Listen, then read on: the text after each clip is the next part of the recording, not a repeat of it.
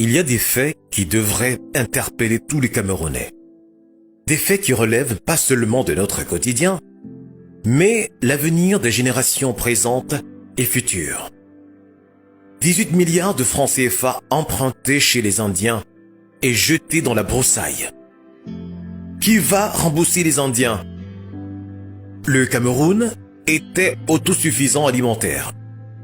Oui, parce que tous les 2 ans, Amadou Ahidjo organisait un comice agro-pastoral pour célébrer les agriculteurs, une sorte de salon d'agriculture.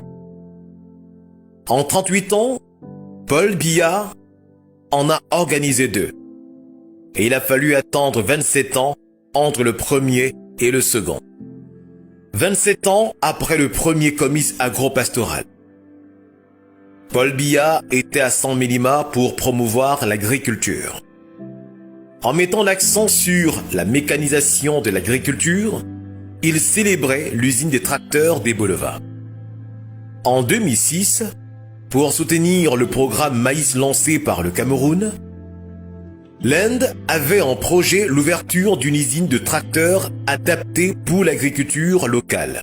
Avant l'étape d'usine, les Indiens ont décidé d'envoyer 60 tracteurs pour test, afin d'être fixés sur le type de machine-outil à assembler.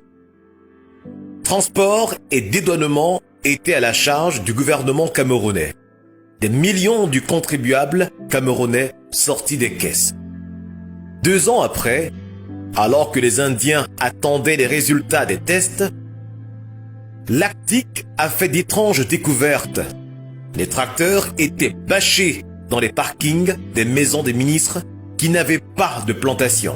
Polycarpe Abba, Amadou Ali, Luc Magloire à Tangana, Grégoire Oona, etc. Un second stock avait été envoyé au Sénamé et qui par la suite a été mis en vente. En conclusion, 0 test. Mais pire, et les Camerounais doivent le savoir, l'actuel ministre des Finances, alors qu'il était à l'économie, est allé signer un prêt de 18 milliards de francs CFA chez ces Indiens pour monter l'usine. Ces tracteurs sont abandonnés dans la broussaille des boulevards parce qu'inadaptés. Cette dette sera remboursée par les pauvres Camerounais et futures générations. Le ministre au cœur de ce scandale avait été muté aux finances. Regardez le gâchis. Quelle perte pour un pays dans lequel les malades meurent à cause du manque de kits de dialyse. C'est le bilan du bulldozer.